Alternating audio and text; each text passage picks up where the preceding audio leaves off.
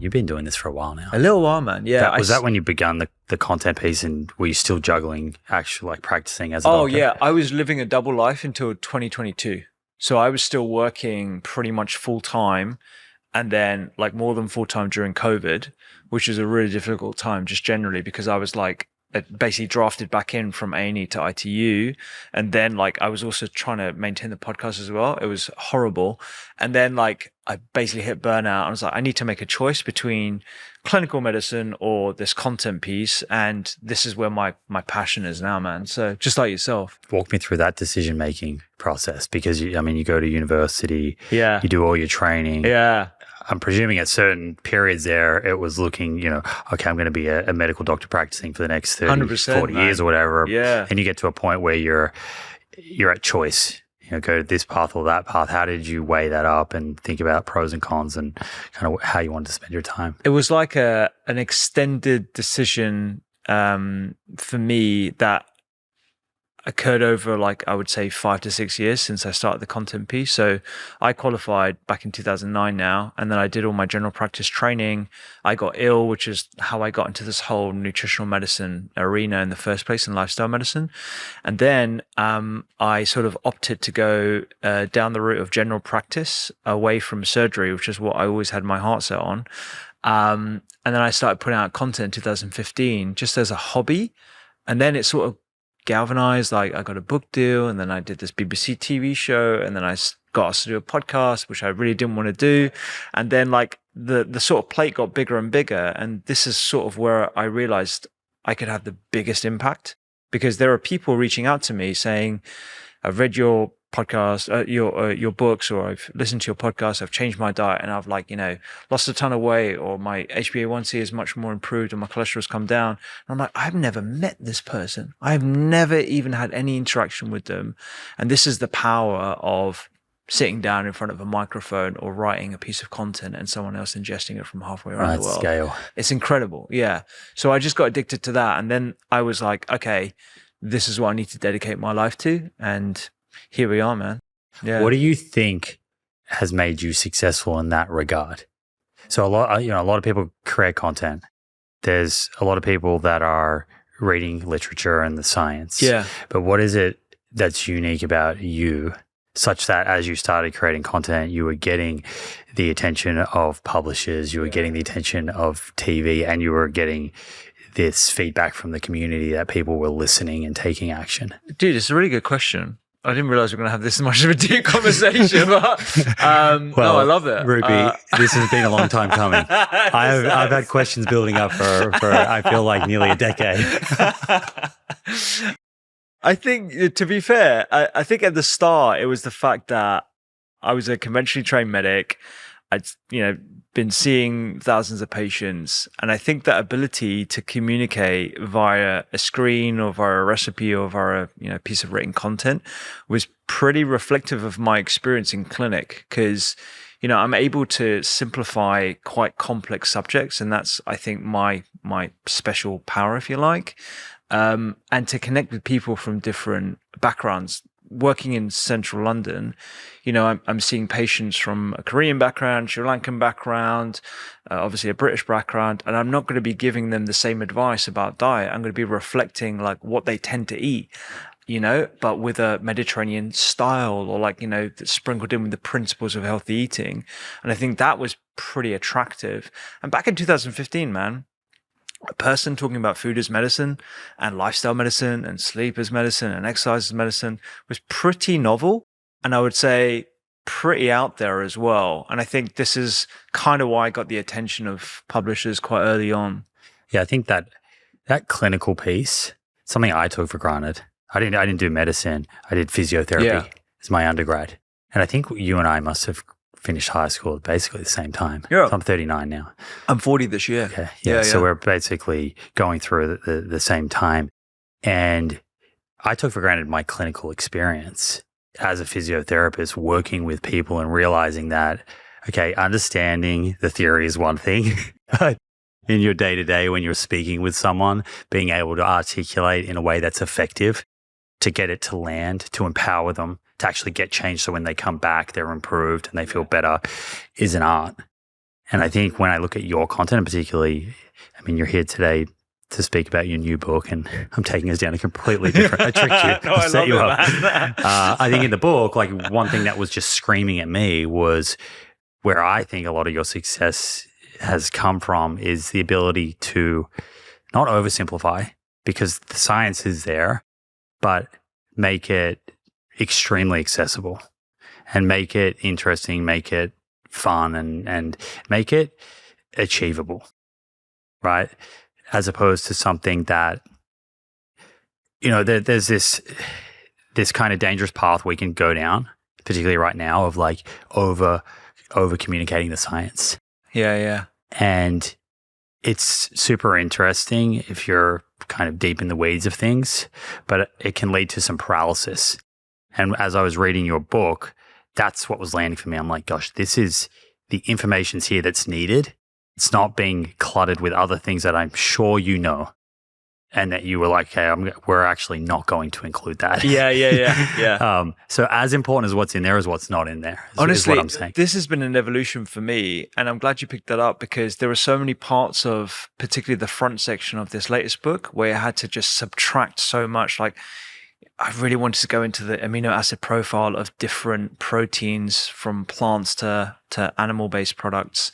And I really wanted to like talk about absorption and like the specific differences between quality metrics and all that kind of stuff. And whilst I've sprinkled a little bit of that in, I knew that was going to take us far too much in the weeds. And I think what I want people to do is actually put this into practice as much as possible.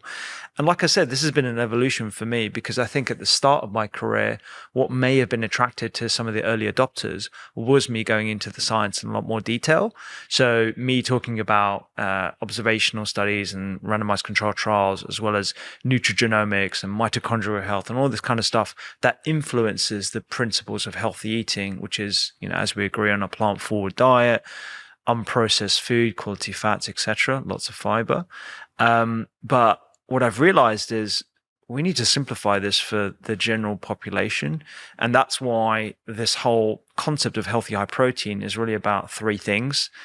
A, getting enough protein on your plate at every mealtime. B, ensuring that that plate has got gut-friendly ingredients. And C, ensuring that your overall pattern of what you're eating is anti-inflammatory.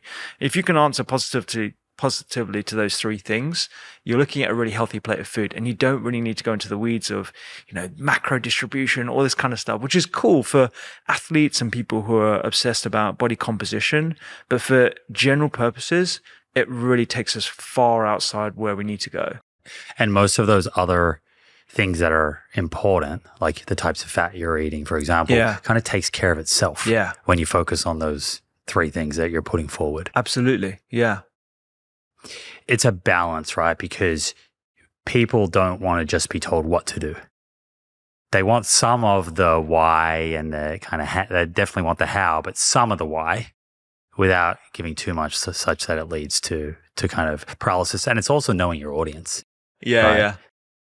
For example, I've done some episodes that are like crazy in the weeds. Yeah. And it's incredible how many medical students and doctors themselves write in being like, this was an incredible resource. Yeah. And then I get feedback from my mom, who is just like, that was too much. We have this constant battle within our team as well, right? Like, we can go into depth with a cardiologist who's like, head of a lipid association in Europe, and we can go into real detail with lipids far above my head as well and above my pay grade, but it's really interesting.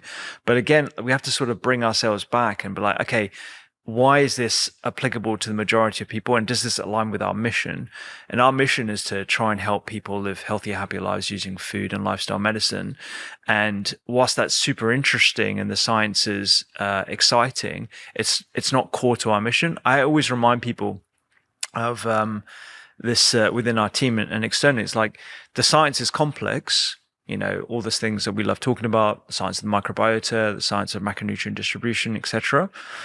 The solutions are super simple. Eat whole, unprocessed food with plenty of fiber, good quality protein, quality fats. The implementation of that solution. That's the hard stuff. This is really hard when you're like chasing after one of your kids, or you find yourself out in the middle of a food desert, or you're at your desk and you've been working for 8 hours straight and you just need to grab something. Like, this is where our diet falls down, which is why the majority of people don't even eat according to our dietary guidelines, which are getting loads of heat. Where the information is only as good as people can follow it. And we're in an environment that makes it really easy to be unhealthy. The other thing is the kind of simple solution that you just put forward. And we were laughing off air that like our recommendations are almost identical to the point where I feel like I need to stipulate this is not about creating an echo chamber. I actually really like when someone comes on with a different idea, and I'm hoping some of them come up today and challenges the way I'm thinking. But it's also not controversial. It's not that controversial. So it gets a little, I guess, it's a little less engaged with online, I think, that more moderated message that you just delivered. Absolutely, yeah. And I think this is the challenge with creators in the modern world, is like, how do you cut through whilst you have a very balanced, nuanced perspective that's reflective of the evidence, but also individuality as well. And whilst, the title of this book, Healthy High Protein, is meant to be in some way sort of spiky, because I think, most people would suggest that protein isn't something that we need to be considerate of. We need to be really focusing on fiber and depressing our diet. My perspective is you can have it all. You can have a healthy high protein pattern. You can have a fiber rich diet, and you can have an anti-inflammatory eating style. And actually, when you look at the amount of protein that's coming from animal-based products versus plant-based products, the distribution is completely off. And actually, I say off. When we look at the UK and US data, it's definitely skewed far more towards animal-based products than it is in places like China and India, where they need to be consuming not only more protein, but also would probably benefit from having higher quality sources of protein as well. It is a balance of being sort of engaging enough whilst also being true to the science and your ethics and your code of conduct as a medical doctor. We're going to put a little pin in protein, and then we're going to deep dive it. Yeah, but you mentioned before that you had a bit of a health scare. in your 20s, and I didn't realize that. It was part of your story. So, walk us through. I'm interested to hear like kind of what happened there and how you managed that. This is sort of my origin story of like how I got even involved in looking further at food and nutrition and lifestyle. So, I went to med school over 20 years now, qualified, newly minted doctor, living that junior doctor lifestyle, super high stress, night shifts, learning stuff on the job, eating a terrible diet, refined cereals in the morning, soggy sandwiches at lunch, crappy pasta on the way back. Typical doctor. And you know what? Any doctor listening to this right now, particularly in their junior years, maybe even their senior years as well, pretty identical, I would say. Weetabix in the morning or whatever. So tons of sugar. So I was 3 months into this job, and then I remember there was an episode whilst I was doing like a late stint of shifts where my heart started beating exceptionally fast and irregularly as well. And I remember I was really sheepish about this. I went to my registrar and I said to her, "Would you mind listening or feeling my pulse? I think I'm going a bit fast." And within half an hour, I was stripped of my clothes, put into a hospital gown, connected to a cardiac monitor, and I was in what's called atrial fibrillation. So I was going at 200 beats per minute in a regular heartbeat. Luckily, my blood pressure was maintained. I wasn't having any ischemia, so I didn't have any chest pain. I didn't have to, have the electric paddles put onto my chest like in the movies. But that was the start of my journey as a patient. So I started suffering with paroxysmal atrial fibrillation episodes. And just for the listener, atrial fibrillation has a number of different causes. It can be the result of an infection. It can be the result of re-entry pathways within the heart because of misfiring cells. But in my case, there was no trigger. I was previously a fit and well 24-year-old, no weight issues, no drugs, no excessive caffeine. I wasn't even drinking coffee back then. And I went to a number of different cardiologists. I was put on beta blockers, flecainide, which is an antiarrhythmic medication. And I was going to have an ablation, which is where you put a guide wire into the heart and then you burn an area around the pulmonary vein to stop these misfiring cells.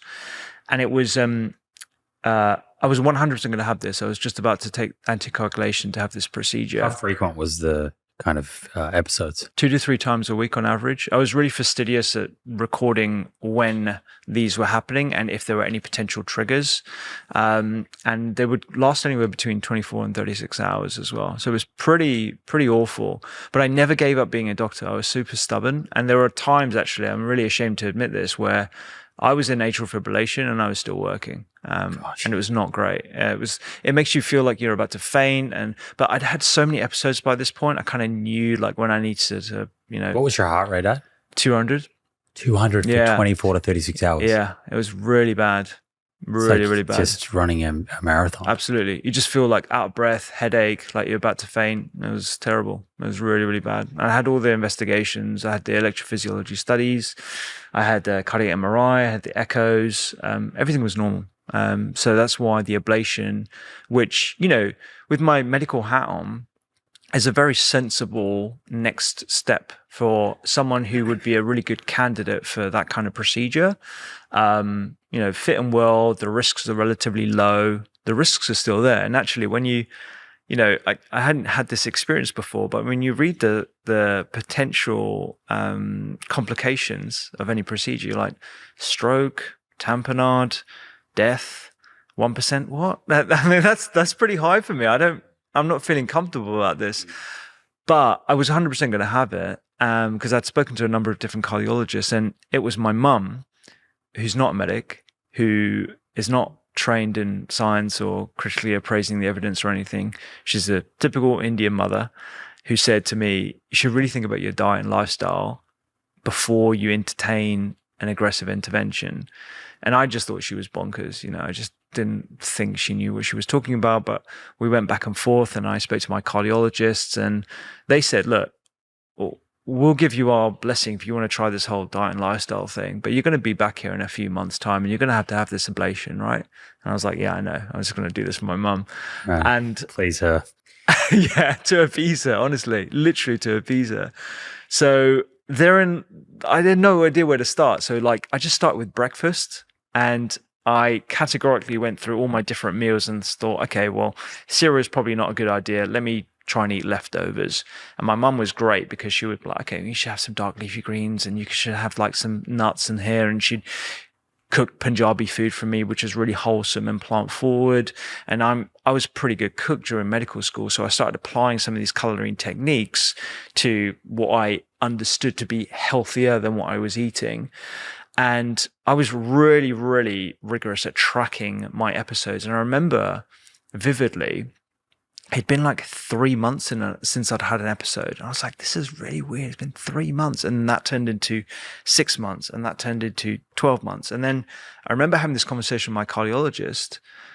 And they was like, that's cool, but this could just be a period where it's quieting down and it's just going to rear its ugly head again in the future. But to this day, I haven't had another episode. And so... Sorry, that was a really long answer to your I wanted to understand your kind of origin story, and I guess that adds some motivation and passion behind everything that you do. 100%. Yeah. When you look back at that and any of the research that you may have come across, whether it's been done or not, I'm not sure. What do you put it down to? What do you think was triggering AF in you? Is it just a random thing, perhaps with like a genetic predisposition and some interaction with diet? Yeah. So this was probably the biggest question that I had. How on earth is this possible? And if this is possible, why wasn't I taught this at medical school? And so that led me to do a deep dive into nutrition and lifestyle. And I learned about the importance of yoga and breath work. And I taught myself essentially nutrition in the very early stages. But there are so many different potential answers as to why this might have occurred for me. And I don't want to ever suggest to anyone that if you just do what I did, then you can reverse whatever condition you've got. But essentially, and this sounds a bit woo-woo, I put my body in the best position it could be, so it could essentially activate these self-healing mechanisms. So what was I doing? Well, I was certainly eating a lot more fiber, so my microbiota was probably a lot more favorable. That could have had an impact on my gut barrier, so improved the defenses of my gut, improved that mucin layer, prevent any microbes or any materials in the gut going into the bloodstream that could be activating an immune response that was causing a very mild inflammatory picture that wasn't picked up by conventional blood tests. That's one avenue.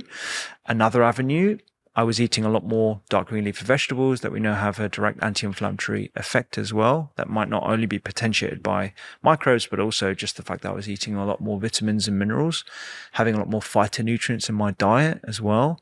Was I activating some detoxification pathways by upregulating certain liver enzymes? Maybe. Was I living in accordance with my circadian rhythm? So eating and trying to, so the other things that I did was trying to put myself to bed a lot earlier when I wasn't doing night shifts. So I was a lot more cognizant of actually circadian rhythms as well. So there may have been some type of like stress on the nervous system as well. Most definitely, I would say the nervous system element was probably a contributing factor.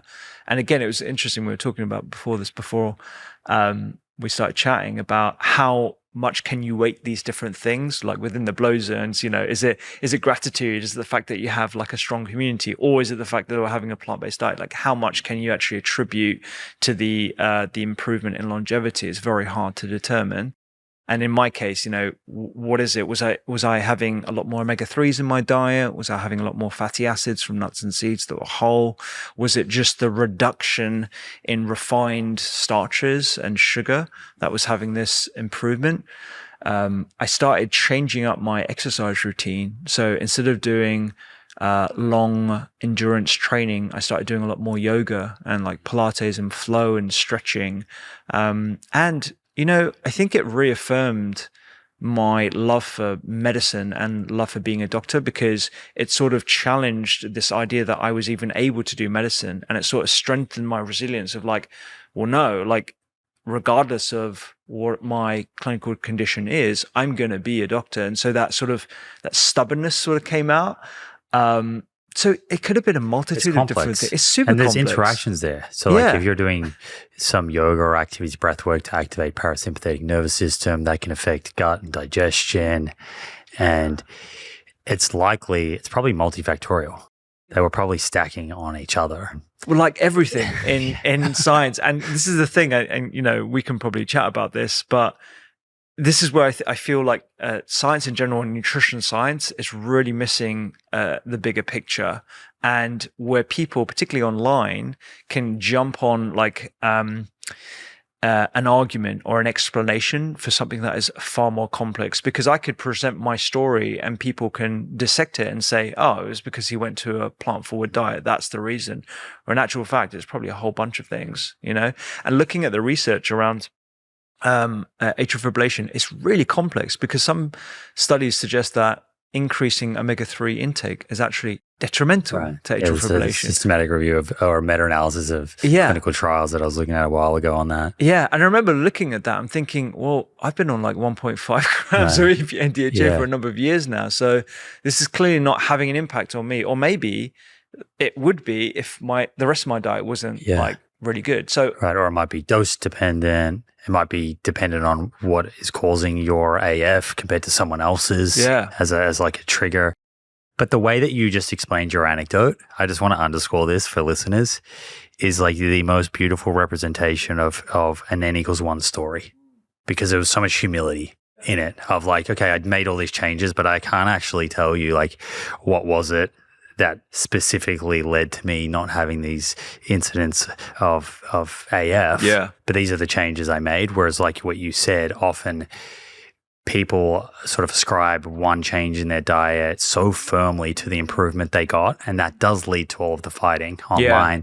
And the lack of humility that is there is like not being able to see that there are other changes that you made.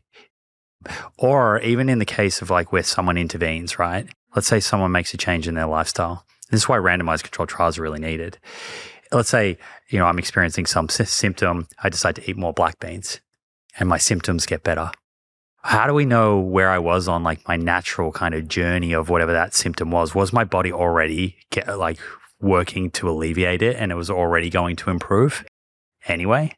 We don't know. And you don't know that unless, you have a control to compare against. Yeah, exactly. Yeah. I'm glad you picked that up because another thing that I did that I don't talk about publicly because I feel like people might jump on that as the one thing was I was living in Brighton at the time, which is south of London on the coast. And I was doing my general practice training and I found this like hippie sort of health store. And I remember just going in there, like being overwhelmed by all the supplements and stuff. And the guy suggested like this dehydrated greens drink that he made himself, and it had spirulina, chlorella, like barley, all the greens and stuff. And I started taking this every single day. And I don't want anyone to attribute the improvement in my symptoms to this one drink, but if I wasn't trained in medicine, right, and I was just a random person on the street trying all these different things, I may unduly ascribe my improvement in my condition to having this drink. And then I could start a company and say, this is my story. And this is, this is how I improved like XY condition. And this is what you can do as well. So you can see how these well-meaning individuals online and just in towns across the world can perpetuate misinformation with the right intention. I recently ran my full labs through Function Health, and I have to say the results were eye-opening. Turns out my ApoB was higher than ideal, probably thanks to a little too much coconut yogurt. I also found out I was slightly low in copper, something that I would have never suspected without testing. On the flip side, my biological age came back 13.3 years younger than my actual age, a calculation based on the work of aging researcher Dr. Morgan Levine. So all in all, I've got a few tweaks to make to optimize my lipids and nutrient status, but overall my blood work says I'm doing pretty well. That's what I love about Function. You get access to over 160 biomarkers covering everything from hormones and inflammation to nutrients, toxins, cardiovascular risk, and more. And all your results are housed in one beautiful platform, all tracked over time. Once you get your results, you can make informed changes before small issues become big ones. To get started, head to functionhealth.com/Simon Hill. The first 1,000 people get a $100 credit toward their membership. That's functionhealth.com/Simon Hill. That's a beautiful point. Unknowingly, right? Because just being unaware of all of the different possible explanations for what they've experienced. Yeah.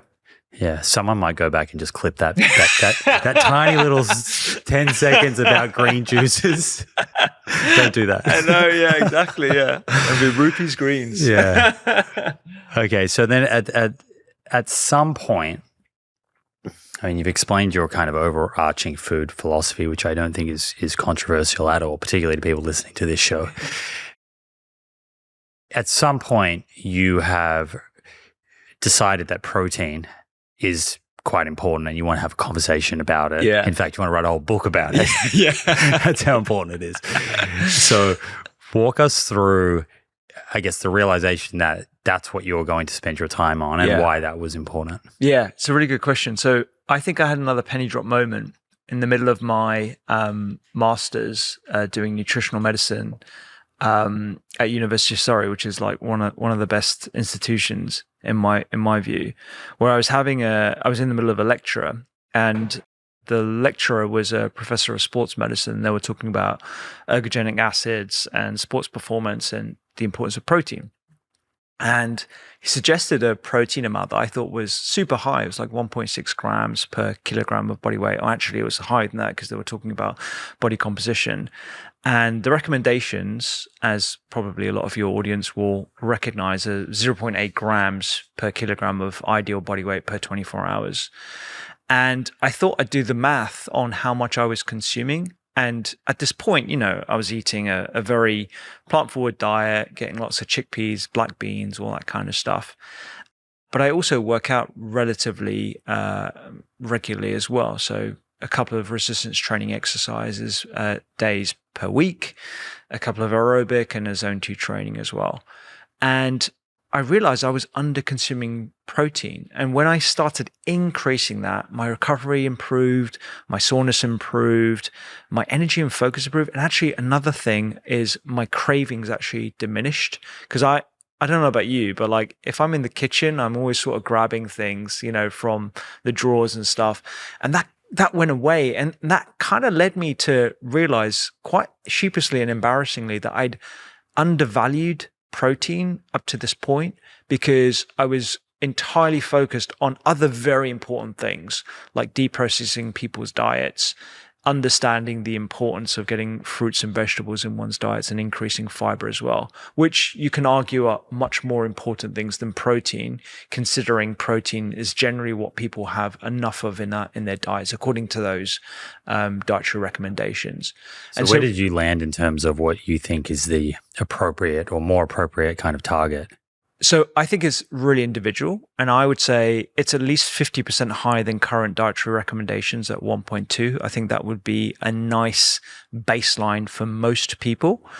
For those who are older adults, particularly over the age of 50, postmenopausal, and people who exercise regularly, I would say 1.6 grams per kilogram of ideal body weight.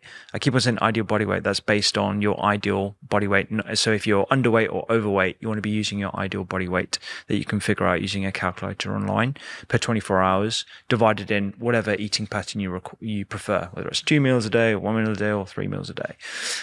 So I think that would be sensible. The benefits of increasing further beyond that, I think for a general population, may bring people into energy surplus whilst you're chasing a high protein goal. And it also might crowd out even more so other really important elements of a person's diet, like fiber and fruits and vegetables, with the sort of like sole purpose of getting more protein in their diet. So I would say a nice healthy balance would be anywhere between 1.2 and 1.6. When I also was thinking about this, I was reflecting a lot on my experience as a medical doctor in the NHS, working in hospitals, particularly the geriatric ward, and just remembering like how hard it was to get older adults who are in vulnerable states to consume food, let alone protein. And when you look at the protein consumption in the UK of older adults, it is below the current recommendations of 0.8 on average. And there are a number of different studies looking at community dwelling adults consuming a lot less. And actually, when you push them higher, they have better rates and slower rates of sarcopenia. These are people that are like 70 years and older. Yeah. Well, even above the age of 60, actually. Wow. So they're below 0.8. Yeah. Wow. Yeah. And the prevalence of sarcopenia in lower than 60-year-olds across the world is 1 in 10, but there's a range. So that ranges from 1 in 10 to even higher than that. I think it's like 1 in 4. And then above the age of 60, then it ramps up even more so. What's the average protein intake in the UK for middle-aged adults? So it really depends on which paper you're looking at. So I've got a couple actually that I can refer to, but it ranges from anywhere between 110 grams per day to 75 to 80 grams per day. So so it's like 1 to 1.2. Yeah, 1 to 1.2. Somewhere in there. But the distribution of that protein is heavily weighted towards animal-based proteins, which is where, again, the play on words, the healthy high protein sort of comes into play here, where, whilst you might be consuming enough protein, within that, there is a distribution of people who are under consuming and over consuming. So there's certainly people that could benefit from having more. And there's certainly people that could benefit from having a little bit less and skewing that more towards plant-based proteins. So you're trying to optimize for two things, like the amount and where you get it from. Absolutely. Yeah. Those are two things I think would be really important for people to consider. I think it's worth doing a little bit of math and figuring out what your personal protein requirements are. And the same is for male and females, by the way. It's based on a weight. And I would also base it on your activity levels as well. The protein requirements for pregnant and breastfeeding women are also slightly higher. And I think we've landed on 1.7 for that, which again is above the recommendations that are currently in place in the UK. And I've gone through this with my wife, actually. It's quite hard to get enough protein in a day when you're looking at that high level, but I believe it is worth it. I think when some people hear that they should be getting around 1.6 grams per kilogram of protein, particularly with the message of eating more plant protein, there's almost a knee-jerk reaction of that's going to mean way too many calories. Yeah. So I want to make sure we get to that piece, because I'm sure that's something that you've thought about. Before we get to that, though, why do you think there is low protein kind of recommendations and philosophy out there, and people have no doubt come across it online, where they'll see information that suggests that, well, actually for healthy aging, it's better to protein restrict? Yeah, a couple of things. So most of the protein recommendations are based on nitrogen balance studies. And there was a systematic review that I'll make sure that I send to you of 19 studies looking at nitrogen balance.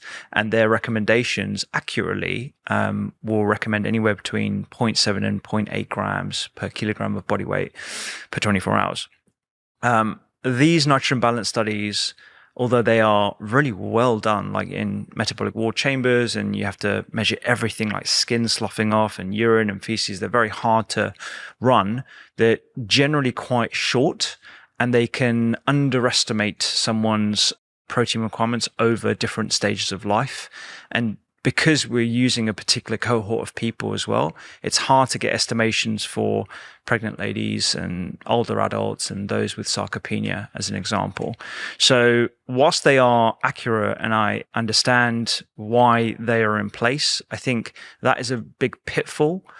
And it'd be great to get your opinion on this as well, of how the dietary recommendations have come about. And there is a process by which they don't just land on the mean, they actually increase it above the mean, and but I think it's 2 standard deviations above the average protein balance.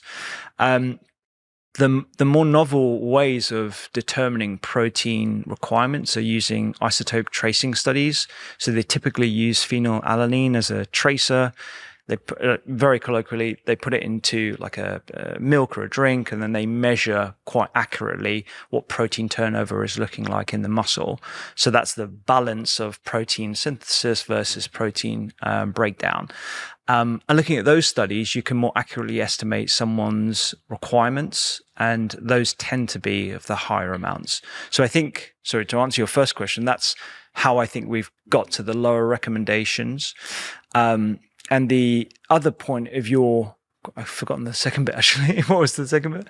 Why some people may have come across information that suggests for healthy aging, in fact, there's research suggesting that you should protein restrict, which if they have heard that, they could be sitting here listening to us and then reading your book and thinking, oh, this sounds conflicting. Yeah. And I've interviewed a few really well-esteemed researchers on my podcast who hold this opinion as well, that we should actually be protein and calorie restricting as we get older. Like Volta Longo? Yeah. And I totally respect his work, and I think he's doing phenomenal work, particularly in the realm of fasting and cancer therapeutics and autoimmune conditions. So I think there's some really interesting science there. But I think this is almost going back to the start of our conversation. The difference in opinion between people who practice and actually see people across the clinic desk and in hospitals and have a more pragmatic view versus those who are more biased towards mechanistic studies. So when you look at the mechanism and you under-stimulate things like mTOR, you see a reduction in the likelihood of cancer rates in lab studies looking at rodents generally. So you can understand why this has sort of led to the hypothesis that if you underconsume protein, you reduce the promotion of tumor promoting genes. And this is actually a good strategy for longevity. But in the real world, when you're not appreciating the impact of your immune cells, your resilience to things like common colds and influenza that happens every year, the impact of sarcopenia, frailty, falls, like you can see why that would be actually antithetical to a pragmatic approach to longevity. All of which, just to underscore, are relate back to amino acid consumption. Exactly. Yeah. We should probably rewind a bit and talk a bit about why protein is so important more generally. But I can see why people sort of get stuck in that mechanistic hole of, okay, we need to be under consuming protein or lowering our protein consumption for longevity benefits. But we don't live in lab environments. We live in the real world. And unfortunately, we need to be cognizant of the stresses of modern living to protect ourselves for as long as possible. And this is where I've become a little bit more skewed, in my opinion, towards a muscle-centric perspective. Not to suggest that protein is all about muscles, but it's a very important component of longevity. Most people are familiar with the idea that consuming protein is good for the development of muscle. And at least the part of the story where, and then that muscle is helping you navigate your environment, being strong, as we age, which we know is important. But to speak to all the ways in which consuming protein, the most important ways it influences our health in a positive way. Yeah. So the analogy I use in the book is using Lego, right? And I think it's a very easy way for people to understand and appreciate the magnitude of protein in our diet and why it's so important for health. So the beauty of Lego is that even if you only had 20 different pieces, as long as you had enough pieces, you could build anything from, a really nice motorcycle to an amazing spaceship from Star Wars, all from the same 20 different building blocks of Lego. Well, Lego are the building blocks in the world of toys in the same way proteins are the building blocks in the way of biological materials. So protein can come in various sizes and shapes. You can have a linear string of the building blocks called amino acids that can build things like a very simple hormone. You can make it a little bit more complex. So there are different types of proteins. You've got primary structures and secondary structures all the way to quaternary. And then that can create things like enzymes and enzyme receptors. And then proteins can also form immunoglobulins. They can form transporter molecules, hemoglobin, lipoprotein that are carrying around the important cholesterol in our body. There are so many different uses of protein, including our bones. And this, when you realize the magnitude of all the things that are made out of the building blocks called proteins, is why when you consume protein, the minority is going to skeletal muscle and the majority is going to all the other processes in our body. And when you appreciate this, you realize, okay, this is why protein is so important to our body, which is why we are seeking out protein. And if you don't consume enough protein each mealtime, you're still hungry, which is why ultra-processed food, which is typically low in protein, is not satiating. So protein, I just think, is something that we need to re-establish an understanding of. Because when I used to think about protein, I used to think about meat and muscles. And actually, I want people to appreciate the magnitude of protein to health overall. Have you read Eat Like the Animals? Have you heard of that book? No. What's that? From Stephen Simpson and David Raubenheimer at University of Sydney. Okay, you've probably heard that. Like they're the ones that came up with protein leverage. Okay, yeah, I've definitely heard of their names. Yeah, yeah, which is, I guess in short, the body has this, nutrient sensing, which speaks to how important protein is. Yeah. That there will be continued drive to eat and appetite until the body has enough amino acids. Yeah. Speaking to the importance of these as building blocks for all those things that you just mentioned. Absolutely, yeah. And it makes total sense, right? Like your body is going to continue to push you to go out and get food until you've met your protein requirements at that meal or during the day. And so when I think back to my origin story, I was super hungry mid-morning, even though I'd had like a big bowl of cereal, because I just hadn't consumed enough protein. And when you consume protein, it gets recognized by your cells. You release these incretin hormones that signal to your brain that you are satisfied, and it reduces the production of ghrelin, which means that you are less hungry and you are satiated. And it's a very simple and elegant explanation, this protein leverage hypothesis. And it's, when you think about the importance of protein to your body, it just makes total sense. Aside from perhaps feeling like you're always hungry, what other kind of symptoms or experiences may someone be able to identify in their own life that could be suggestive of under-consuming protein? It's really vague, if I'm honest. So unless you were looking at the extremes of protein deficiency, which is where, you'll see this in famine-torn countries where they suffer from kwashiorkors and edema and fluid accumulation, or you see this within, developed nations, and you have very frail individuals who are suffering from sarcopenia and other forms of malnutrition. The symptoms can be really vague. So cravings is certainly one of them. I would say brittle nails, skin, hair falling out. You can have fatigue, energy crashes. These are poor recovery after exercise. These are all suggestive of not having enough protein in your diet. But again, these are all super vague as well. There could be anything from an autoimmune condition to the symptoms of menopause.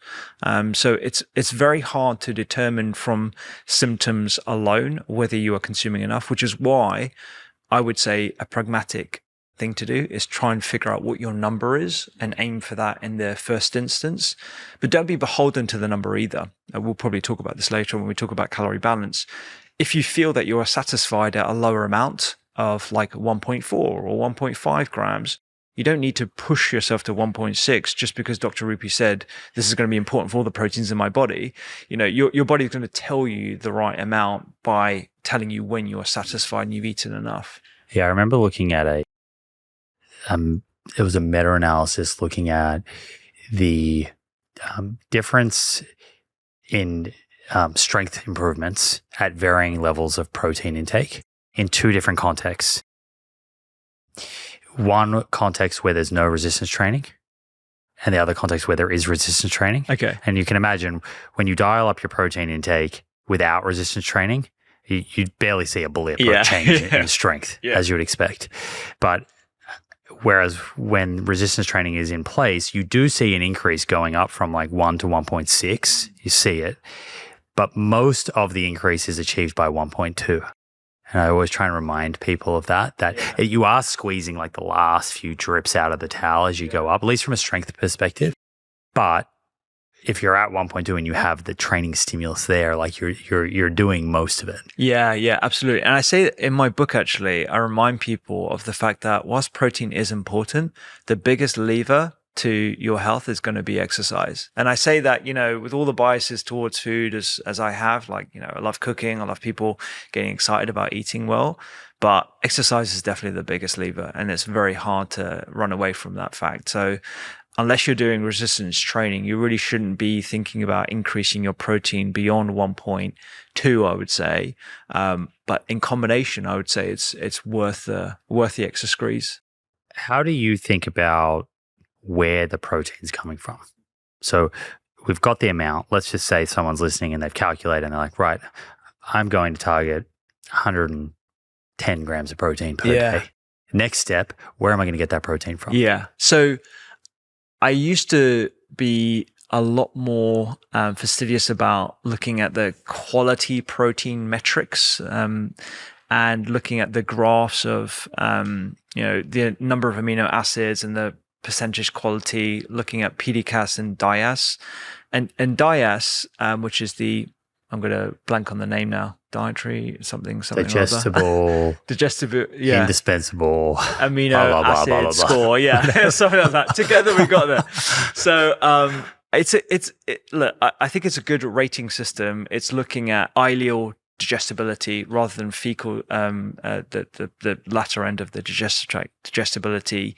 It is a very robust tool, but it was utilized, I think, in its essence by the agricultural organizations to look at the quality proteins to prevent malnutrition globally. So the use case of DS was not to look at the anabolic potential of protein. So it's just something to remind people of.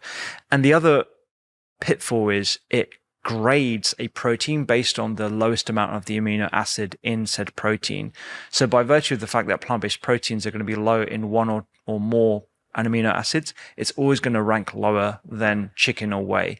And if you're too focused on the quality metrics, all roads lead to whey protein in chicken. So, which would be important perhaps in a country, a third world country, where they have very little diversity. Because if you were under consuming total protein and just eating corn, for example, then that by definition that you could run into an issue in terms of being able to have all the Lego pieces to do what you were talking about. Exactly, yeah. And so in the context of developed environments, we tend to have mixed meals with multiple different sources of proteins from plants and from animals. And when you're consuming this, the combination of grains and beans, which you can see across different cultures, that's amazing that from a societal or from an anthropological or theological perspective, it's very apparent that all these different backgrounds, these different cultures have figured out this is going to be important for our health, and which is why you see beans and grains and all this kind of stuff in most cuisines. You don't need to worry too much about that. I say too much because I fell into this pitfall myself, and this is where I'm a big fan of things like soy, tempeh, and even things like edamame, which I know is another legume. So I'm more focused on total protein rather than looking specifically at getting it from the highest quality proteins. But within that, it would serve to diversify as much as possible and lean into some of the highest quality plant-based proteins if you can tolerate them. I've had a bunch of friends ask me recently, Simon, do you actually rate 8 Sleep? So here's the truth. I would not promote 8 Sleep if it hadn't genuinely helped me. It has literally transformed my sleep. Since adding the Pod 4 Ultra and then more recently the Pod 5 Ultra to my bed, I've been waking up feeling fresh, clear-headed, less inflamed in the face and fingers, and ready to take on the day with enthusiasm, rigor, kindness, and patience, all good things. That's what a proper night of recovery does. It literally makes me a better human.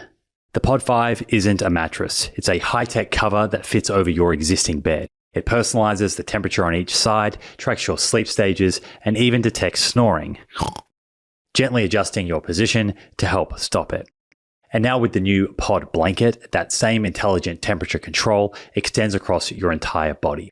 It's like sleeping in a cocoon that actively helps you recover. This is hands down one of the best investments I've ever made for my health. Head to 8sleep.com/theproof and use the code THEPROOF to get $350 off your Pod 5 Ultra. And you've got 30 days to try it. And if you don't like it, which I can't see happening, send it back for a full refund. Shipping to many countries worldwide. See details at 8sleep.com/theproof.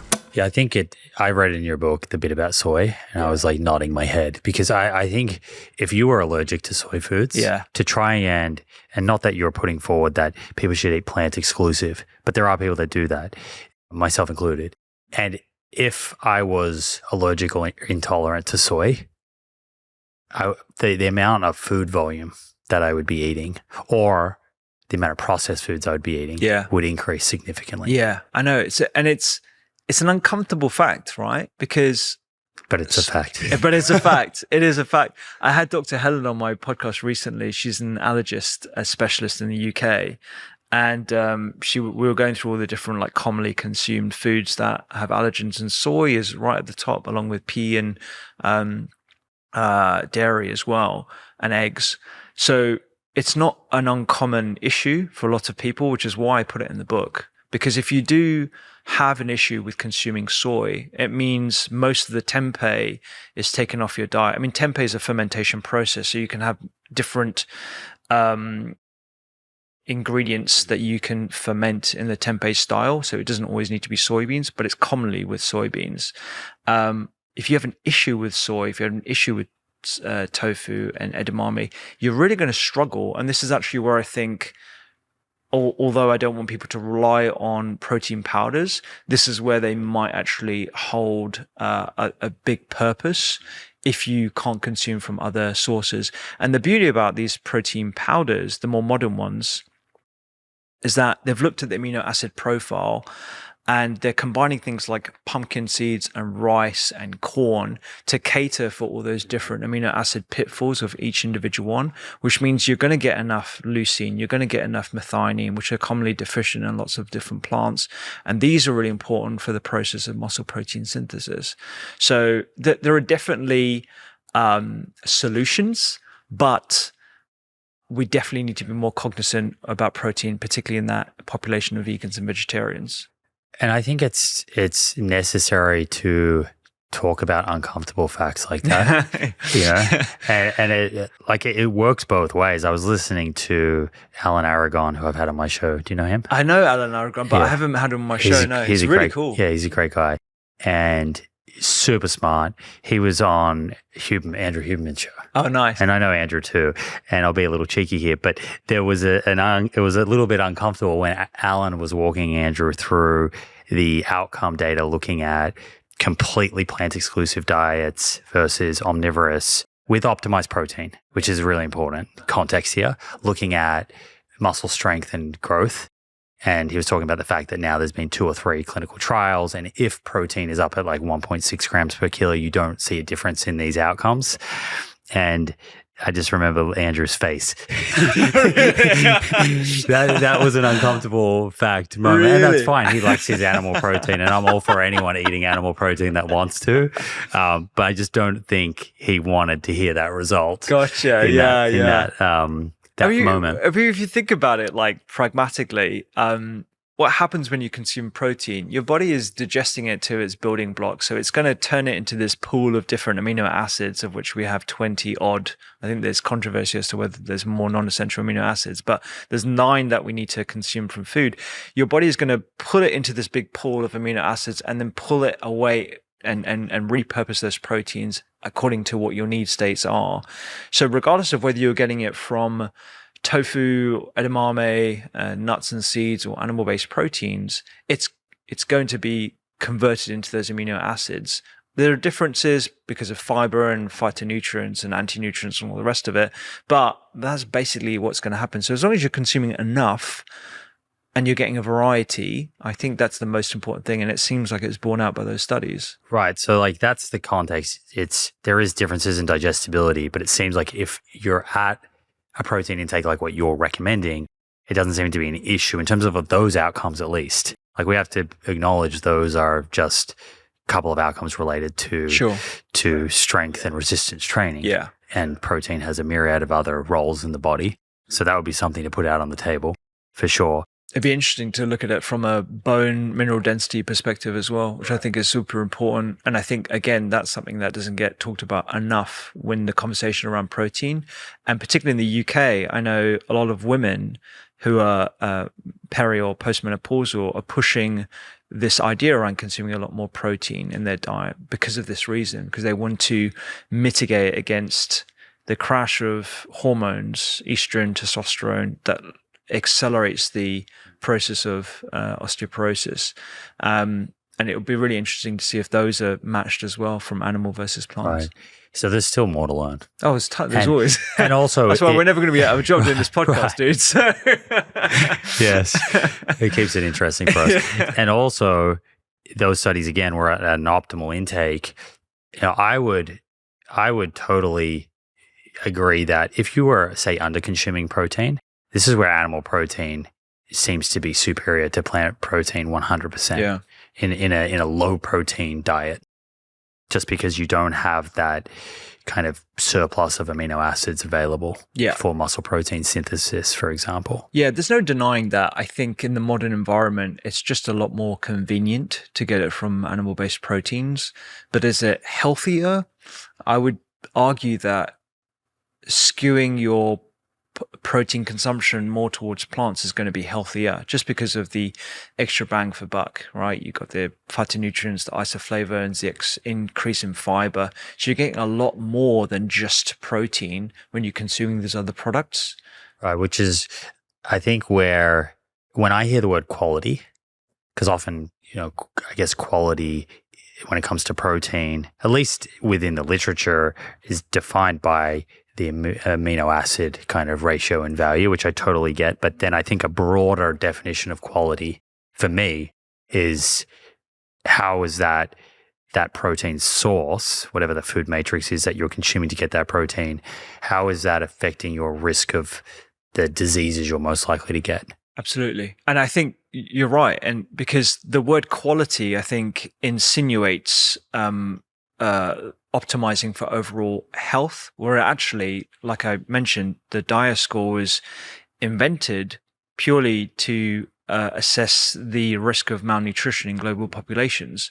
So it's not for you and I, and it's not for this ability to improve our anabolic, it's not a reflective score for anabolic potential of these different ingredients. It's more encompassing of, the purpose that it was actually started for.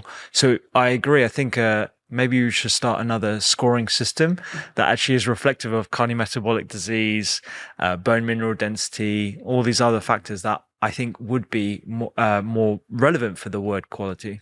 Let's say someone's at that 110 grams of protein per day, and they're hearing everything you're saying and thinking, okay, this is great. I'm going to eat some more plant protein. Again, though, they're worried that protein is going to come packaged with more calories. Perhaps that's their experience. What types of things would you want them to be thinking about there? I think this is actually something we teach in our culinary medicine course. So sidebar, we started a culinary medicine program at a number of different medical schools. We actually borrowed the idea from America. It was started in Tulane and Columbia, and I think Harvard Medical School as well. So a bunch of us back in 2018, it was dietitians and some other doctors and chefs. We decided to create a curriculum, and then we teach medical students, so in the prime of their medical education career, how to start having conversations about nutrition in a clinical context, and also how to cook. So we actually get them into a cooking environment, cooking with other culinary students. It's really, really cool. And part of the discussion is having a conversation with a patient who is resistant to this idea of consuming less meat. And one of the ways in which you do this is creating combination recipes. So you have lean meat, like lean mince in a spag bowl, but you add lentils to it and other nuts and seeds. This way you're consuming less from the meat, which is actually calorie dense, and you're consuming a lot more fiber and reducing your calories whilst actually maintaining that protein amount. And you're probably over consuming protein in this sort of like typical spag bowl meal anyway. So I think this as a little strategy is a way to ensure that you're not over consuming energy in the form of calories whilst you're also consuming enough protein, which is why I think a pragmatic strategy for anyone looking at weight maintenance would be to consume more from plant-based proteins, because they tend to be lower in calories. If someone's is consuming animal sources of protein, how do you, I guess, delineate between the sources of animal protein that you would say are healthier than others? When people are going to the grocery stores, how are they navigating that space when it comes to, deli meats or processed meats, different cuts of red meat, fish, chicken, eggs, all that sort of? Yeah. So the processed meats, I would say you really want to use as luxury items rather than staples in your weekly shop. So these are the prosciutto, ham. I know I'm saying this on a plant-based podcast, but I know my wife loves these kind of things. She's Italian. So prosciutto and parma and all these different products, saucisson. These are luxury items. You don't want to have this in your weekly shop. The lean meat counter is where I would focus most of my attention. So lean chicken breast, lean thigh. Having red meat is okay in my view, as long as you're combining that with good amounts of other plant-based products and particularly high amounts of fiber. So lean mince, lean red meat, and oily fish, I would say, is sort of like a no-brainer. Whilst that might be calorie dense, you're getting a lot of those quality oils that we know have got omega-3 or long-chain omega-3 fatty acids that are potentially anti-inflammatory, and they do have a good amount of protein in as well. But within the fish counter, I would always opt for the smaller oily fish, so anchovies, mackerel, herring, sardines. Those are the things that we typically get in our shopping list as well. Less heavy metals. Less heavy metals as well, so they're less accumulating, because the bigger ones like swordfish and tuna tend to be pretty heavy. And actually, the last time I looked at a study looking at heavy metal accumulation in fish was probably dated over 4 years ago. So I'm unaware at this point in time as to what the latest amount, the latest data is saying about the pollution in our fish, and that is worrying for me. So that's something that I'm cognizant of, particularly as we have a small boy, particularly as my wife was pregnant last year as well. These are things that we were thinking about. So we did actually reduce our consumption of fish purely out of pragmatism and a precautionary approach rather than it being evidence-based. And we actually had a lot more plant-based proteins, which is why I want most people to spend their time. And in the book, I've got this double-page spread of different total protein amounts, because I want people to become really good guesstimators of protein rather than having to measure out absolutely everything, which I think can spiral into an unhealthy relationship with eating in general, which is why I'm not a big fan of calorie counting long term. I think it's a good exercise to be calorie aware, but I don't think it's something that we should be doing every single day unless you're like a bodybuilder or you're into body composition. So the ones that I always lean towards are soy products, edamame, tempeh, but also things like hemp seeds, almonds, peanuts, tahini, Greek yogurt. I know that's not plant-based, but there are some really good quality Greek yogurts out there that are like high in protein. Pretty low in fat and calories. Yeah, exactly. And the nuts and seeds is a bit of a difficult one because they are generally higher in calories, but I think they're worth it. Personally, I think shelled hemp seeds are one of my favorites as well. And whilst they do contain those oils that do push up the calorie count, I just think they come bundled with a lot of fiber. So you're getting a lot of benefits there. And this is where the calorie conversation becomes uncomfortable, because I think when people obsess about energy balance, it pushes these kind of quality products out of their diet. I don't know if you agree. Yeah, well, and I think nuts are particularly interesting because when they're consumed in a whole food, kind of unground form, it seems as though maybe not even all of the energy calories are actually absorbed. Yeah. And from at least an epidemiology point of view, which is an association, they tend to associate with healthy body weight. People that are eating whole nuts, and that might be the nuts themselves. It could be what they're not eating. Which is always important, the comparison. But then there are clinical trials showing improvements in cardiometabolic risk factors with nut consumption. So I like to think of nuts as something that you like top meals with, or top in your smoothie, as opposed to sitting down on the couch and eating a whole bag of, particularly if they're salted. Right? Yeah. I know we've all done that. Right? I'm just thinking back to this week or how many times I've actually done that. I spoke to Sarah Berry on the podcast a couple of months back, and she told me about a study where they looked at the consumption of nuts and the calories that they absorbed from the nuts. And there was a real distribution in the amount of calories that were absorbed from the same like handful of nuts. So depending on the individual, there appears to be differences. And, I'm not too sure how many times this study has been replicated, but there's a few things to be aware of. Individual variability, what you're consuming said ingredient with. So the nuts, what are you consuming it just on its own, or are you consuming it as part of a mixed meal?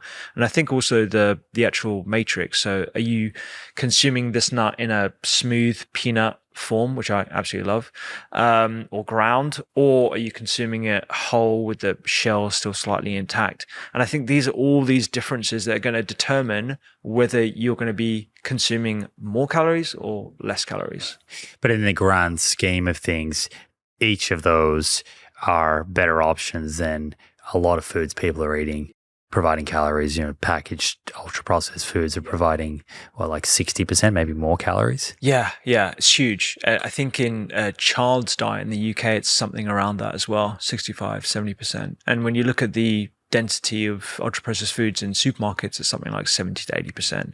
And even, I've been in LA now for about 3 weeks, right? I've been to some of these bougie supermarkets. Man, it's been to Erewhon? Yeah, I've been to Erewhon. I don't know whether I was allowed to say that or not, but I've been to Erewhon. It was like literally destination number one. As soon as you said bougie, everyone knew. Everyone knew. It was like the destination number one for my wife. She couldn't wait to go to Erewhon and order one of these ridiculously priced smoothies. Like the Hailey Bieber smoothie or whatever it is.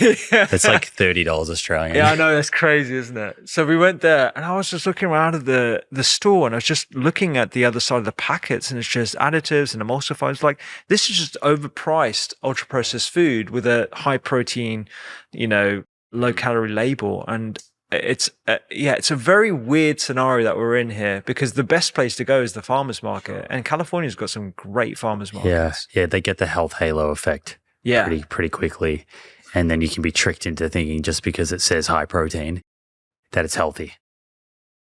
I was speaking with someone. This is taking us right off track. Go on. I've been hosting these like farm to table. There's a garden in LA called Little City Farm. Okay. You should check it out if you still have time. Oh, yeah, for sure. And it's in this suburban area and you go into their backyard, Jenny and Angus who own it, and it is within the urban sprawl, it's just this incredible farm in their backyard, right? And they grow everything seasonally. It's changing. It's like a jungle in there. And so I've been hosting these events where we go there, we teach people about the food that's growing, and then we harvest some things and we make pizza. Nice. And we were sitting around and we were actually joking about Erewhon. And one of the guests, she actually works for a dating app. And I'm not exactly sure how this idea came to be, but someone at the table was talking about how at Erewhon, they're always meeting interesting people and people go there to kind of like meet someone to date. Oh, no way. Or like to ask people out on a date, right? Because like they assume, they're interested in their health and well-being, and they're spending a significant sum of their disposable income on their health. And that might be something like a shared value. Yeah. And her idea was, what about if there was a smoothie that sort of designated that you were single? Interesting. So like a bright blue or signal. Orange single smoothie that you can walk around in the shop with. That's hilarious. Anyway, Erewhon, thank us later for that idea. Sponsored by Erewhon. Do we get like free smoothies now? We definitely should. Back to your plate.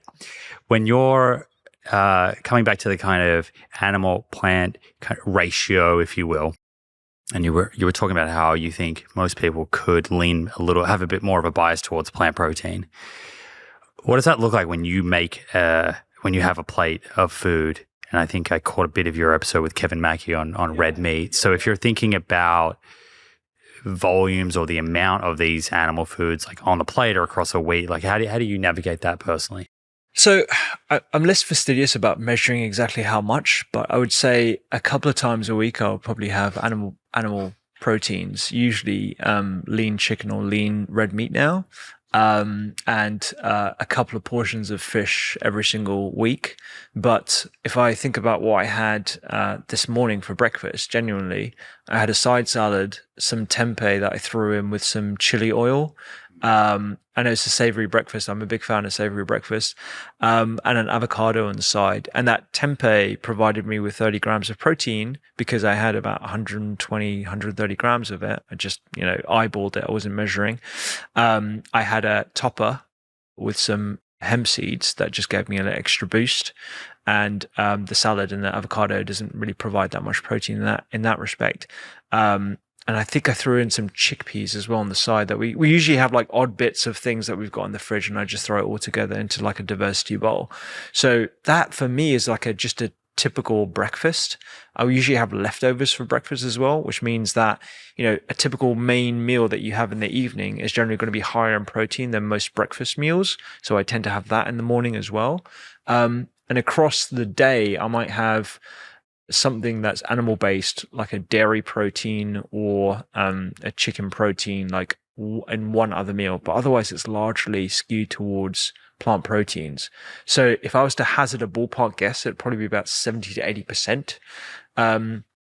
If you look at the calorie density of plant-based proteins versus animal, it would probably be more like 60-40, maybe even 50-50, just because of the calorie differential. Because for the listener, the calories in plant-based proteins are obviously a lot lower, but the protein amount is equivocal in some cases.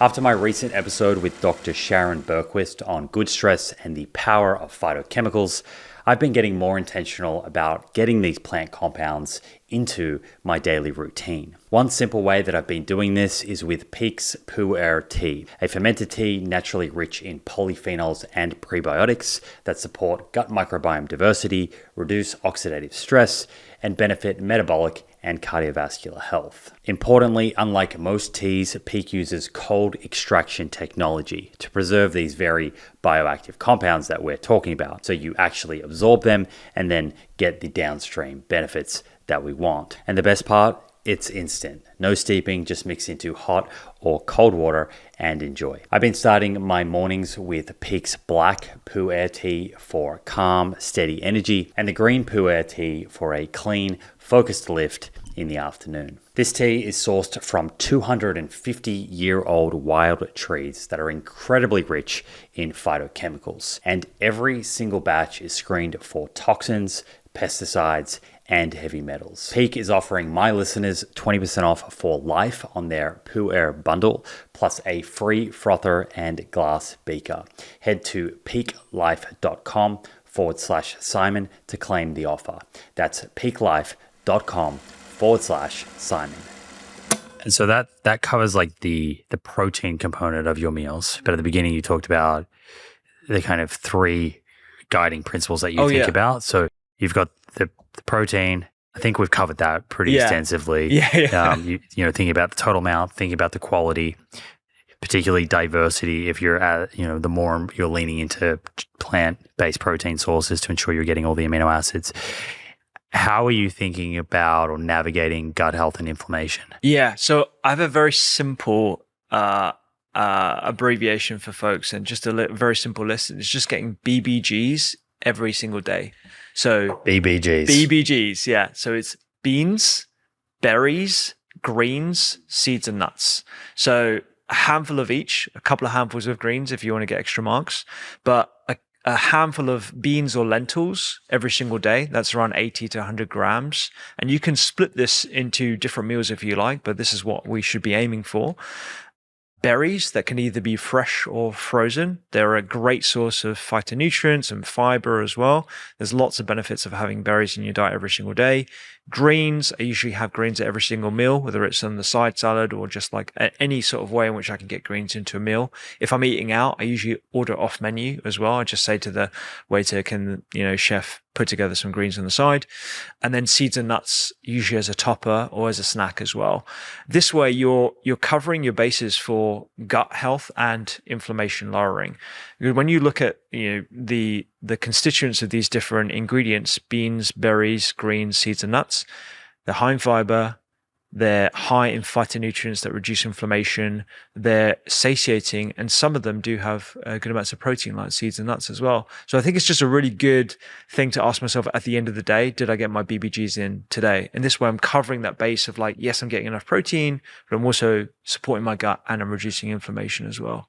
What do you think is the biggest impediment or barrier to people hearing what you're saying and putting that into action? Yeah. Because that brings us back to the beginning of this conversation, because I'm hearing all that and I'm thinking, I mean, a lot of this is how I eat, and I hear that and I'm like, I'm salivating. Like, I know how good that those foods can taste, but I'm also sitting here going, I'm pretty privileged. I have time. I'm educated. I have disposable income. I have some cooking skills. Where are most people finding it difficult to action? Yeah, this is really leaning on to my experience as a medical doctor over the last 15 years. Because whilst it's very easy for me to say, this is what you need to eat, it's almost like, the simple solution, the implementation bit, that's the hard bit. And I'm always bringing myself back to that. And it's partly why I do recipes. Like, I love talking about the science. It's great. I love doing a deep dive into the research, but I want to bring this practicality to the conversation, which is why I love doing recipes and showing people, mix these few ingredients together, and then boom, you've got, your beans and berries covered for the day.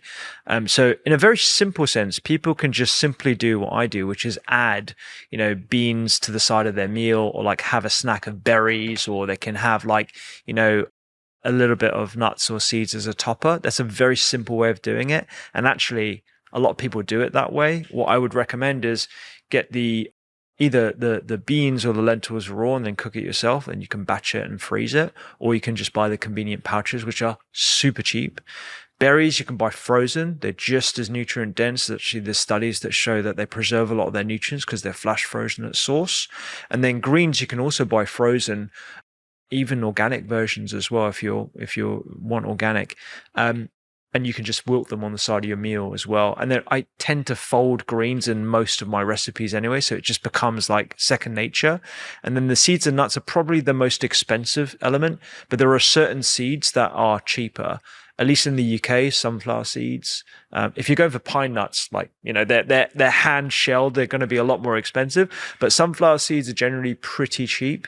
Almonds are generally pretty cheap, and walnuts and cashews as well. So looking at the different prices, you don't have to get macadamias. Absolutely, you don't have to get macadamias. Macadamias are delicious, but like you don't have to get macadamias all the time, right? Like, I don't want people to think about this and think, okay, this is going to add more money to my shopping bill. In fact, most people so I've got the Doctor's Kitchen app as well. And we have a meal planning function there using 1,000 of our recipes. And most people write into us and say, I'm saving money because I'm not spending as much money on animal-based products. I'm feeling better. I'm getting my protein amounts in, and I'm using really good use of the freezer section, which is generally cheaper and more convenient for folks. So yeah, I think it's really complicated because I don't want people to think that they have to make this magnificent change like overnight. And in all honesty, that wasn't even my experience either. I changed one thing. I changed my breakfast. That's the first thing that I did. And I was just really fastidious that there's one meal I'm going to change. It's going to be breakfast to start off with. And thereon, I'm going to build and habit stack on top of that. It's a lot to take the framework and then say, okay, I'm going to apply that to every meal and every snack overnight. Exactly. Yeah. And that's where I think a lot of people fall down. Even colleagues of mine, they'll look at what I'm doing. They'll try and mimic my sort of diet, and they'll fall flat on their face within a week. And I'm like, just do one thing. Just master one meal. And actually, if you master one meal that you can make from largely store-cupboard ingredients, that's a really good strategy to prevent yourself from getting a takeout or just getting a crappy snack during the week, because that way you already know, like, I can make that meal as a backup. In fact, our backup meal is frozen peas. We have frozen spinach.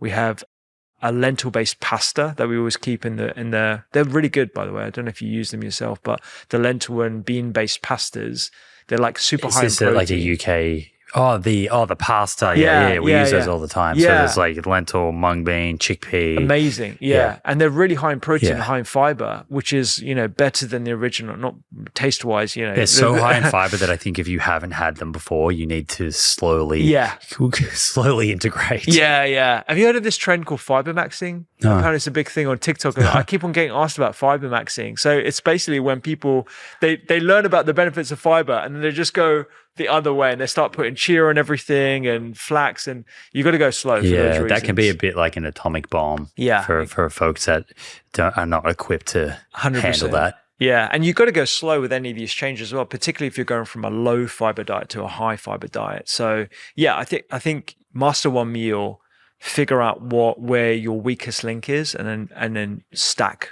thereafter. I'm glad you said that about frozen vegetables. Yeah, because there is almost like, I don't know if shame's the right word. maybe it is shame from people who are buying frozen because it's easier with their family dynamic, but shame because there's an idea that it's not as nutritious. But like you said, they're often flash frozen. Yeah. So they're really nutritious. And I think that comes from, which I agree is a good message, like fresh is best. But I think, and I don't know the history here, I'm sure fresh is best was born out of the swing to ultra processed foods, right? It's not saying that frozen food is necessarily bad. Yeah. I think people have this idea of frozen food being, the pre-packaged, pre-made pizza that you buy in the freezer. But we did a podcast episode, actually, me and my researcher, a couple of years ago now, looking at budget hacks. And one of the biggest revelations for me was looking at the nutrient reviews of frozen versus fresh vegetables. And in some cases, there are certain micronutrients that are higher in packaged vegetables. So I think sweet corn is higher in vitamin C. The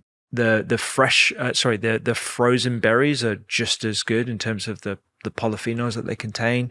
Obviously, the fiber is preserved. So there's nothing to be snooty about like whole single ingredient frozen foods. And actually, I eat a lot of those in my diet, and they're just super convenient, less wasteful, like a lot more efficient from a financial point of view. How do you navigate protein powder or protein bars? Yeah. So are obviously very, very popular. My word, they're super popular, aren't they? As I like creatine gummies and everything. So let's come back to creatine gummies. We'll come back to that for sure. So protein powders, I have a love-hate relationship with. I hate them because the most common protein powders are really added. They've got tons of additives and sweeteners in. They're usually of poor quality in terms of like the sourcing. There's issues with heavy metal contamination. And I think people rely on them a bit too much rather than getting from whole processed foods. That being said, there are some really good quality protein powders that I use personally to fill the gaps in, particularly on days that I train, to make sure that I've maintained my protein requirements. And those are generally, I opt for plant-based. I go for the ones that have a combination of different plant-based ingredients like pumpkin seed and pea. Ones that have independent lab testing to ensure that they're free of any contaminants. I think that's important to me. And they generally tend to be organic as well. So I wouldn't rely on those. I would say it's a good topper for folks who struggle. And I think within the conversation around sarcopenia that we touched on earlier, they would hold a really important role because as we age, our appetite tends to decline. The assimilation, our ability to assimilate proteins also reduces, which is why I believe a higher amount for those folks is important. And we have this anabolic inflexibility, which is what it's coined in the research, which is essentially where you become less efficient at building proteins than you were in your 20s. And unfortunately, it's a phenomena that we're all going to experience, which is why I'm fastidious about getting more protein in my parents, for example.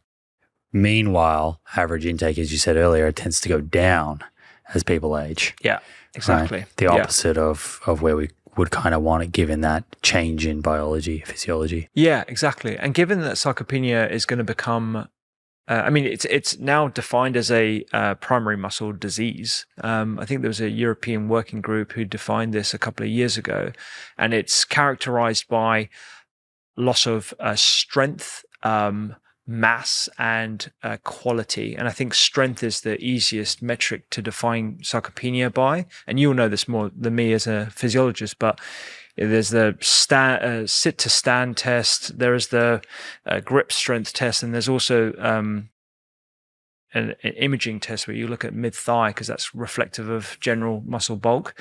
So there are some really simple tests and some less simple tests that you can do to define sarcopenia, but it's really going to become an issue as we have an aging population. I think other than the fact that you're really good at explaining things and making it accessible, I like the fact that you're providing advice that you would give to your mum and dad. Yeah, 100%, man. 100%. And that you do give to your mum and dad. Yeah, I think that speaks volumes. Yeah. And also, I know people can say that, but when you say that, I feel it. Oh, thanks, man. I appreciate that. You know what? It comes back to a story, actually. This is going to take us a little bit off topic. Let's go. We just have to make sure we come back to creatine. No, we'll come back to creatine for sure. Absolutely. But I remember this incident that happened. It's 2010. I was working as a junior doctor, as a urology, you guys call it resident here, but as a foundation doctor. And I was working with the registrar, who's like one level down from the attending or the consultant in the UK. It's the middle of the night, it's 2 a.m. and we are going to see an elderly gentleman that was delirious and had an issue with his catheter. He had blood in his bladder, and it was forming clots and all the rest of it. And the suggestion was that we were going to have to take him to surgery that night, but you have to sort of weigh up the complications, his capacity at the time. And I remember this registrar vividly. He was of Nigerian background, and we were having this conversation. It was a dim lit bay area in the hospital. It was relatively quiet apart from the beepings of the machines. And I relayed everything about this guy's history, what had happened, and my assessment of the situation. And he stood there in the middle of the night for a good, what felt like 30 seconds in complete silence, just at the foot of the bed.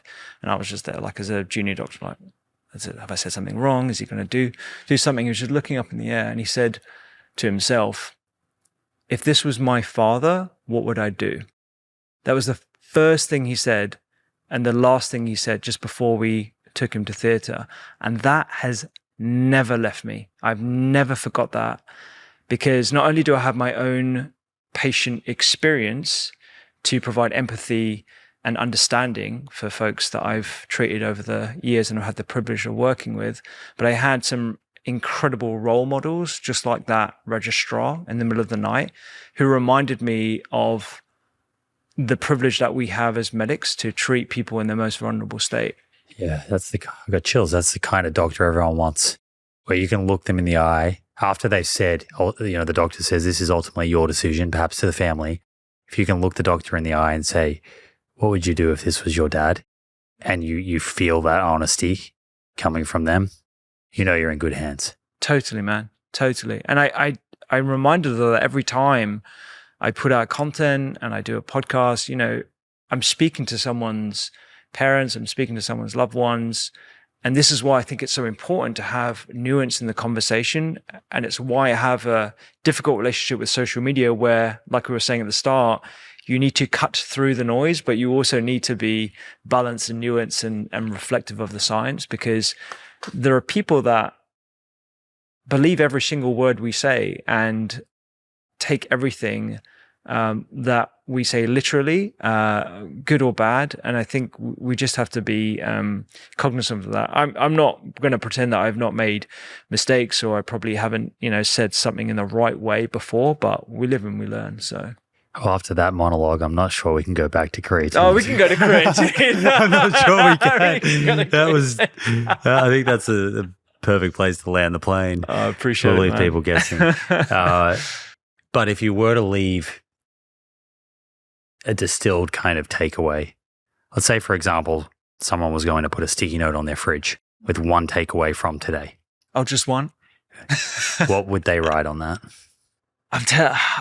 It's antithetical. Well, it's not antithetical to the book. It's very much in the book, but it would be BBGs, man. BBGs. It's literally what I've got on my fridge in the studio in the doctor's kitchen. We have BBGs on the fridge because I want to remind my team and myself, have you had your BBGs? Beans, berries, greens, seeds and nuts every single day. If I could have a second sticky note. Okay, I'll give you that. If it rhymes, as long as it rhymes. As long as it rhymes. I would say it's like, know your protein number. There is merit in doing a little bit of math, and I think everyone should know their protein requirements according to the higher recommendations that I've talked about today. I think that is really important as a health and longevity strategy. And that's why I start the conversation about healthy high protein and why I wrote a whole book on it. Healthy high protein. Go out and get your copy, ladies and gentlemen. Available online. Yeah, it's or online, bookstores. Amazon, Jeff Bezos' shop, all that kind of stuff. Epic. Thank you, dude. It only took us 7 years or whatever to make this happen. And we crossed paths, I think, a few times in Sydney. So of all places, we're here in LA. And you just said before you guys call them interns. So I think I'm all of a sudden I'm an American. I'm not sure how I feel about that. Yeah. But yeah, I love this convo, dude. Appreciate it, man. Appreciate everything that you bring to this space, the way you communicate, the personable approach and the science, and it's obviously incredibly well researched. So congrats for getting another book out there, and looking forward to watching your journey from here. Thank you, Simon. Appreciate it. And mate, the respect is mutual. I love your podcast. I love the content you put out there. And it's been a privilege. And I like the fact that we've landed the plane at this point and we've met at this stage in our careers. And I think we're going to have a strong friendship going forward, man. I agree. It seems perfect. Remind people where they can find you online. Oh, yeah. thedoctorskitchen.com is where you can find everything, the app, the books, the podcast, all that good stuff. Awesome. Thanks, Rupy. Thanks, man. Appreciate it. There you have it, friends. I hope you enjoyed this episode. If you did and want to stay up to date with future episodes, be sure to hit that subscribe button on YouTube and follow on Apple or Spotify. Finally, thank you for showing up and the effort that you're making to take control of your health. I look forward to hanging out with you again in the next episode.